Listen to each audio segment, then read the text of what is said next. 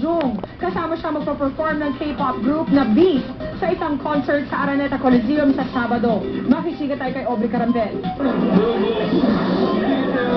Medyo naantala pa ang paglabas ni Kim Yung-jung sa NAIA Terminal 1 dahil bumili pa raw siya ng sunglasses sa duty free. Paglabas, dire-diretso na sana siya sa kanyang sasakyan pero pansamantalang tumigil at eksklusibong nagpaunlak ng panayam sa GMA News. Masaya raw siya sa kanyang unang pagbisita sa Pilipinas.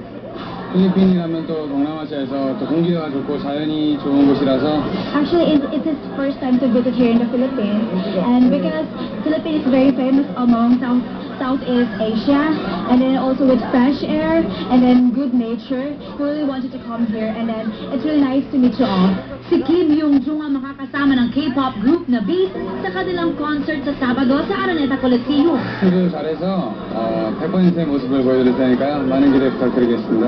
He is 100% sure that he's gonna perform the concert very well, so he hopes to see you soon at the concert at Araneta on June 19. 감사합니다. Ang Beast naman ang special guest kanina sa DZZ at nag-perform pa sila ng live.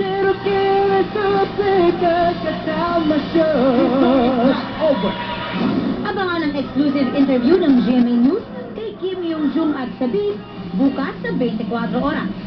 Aubrey Carambel updated sa Showbiz Happening.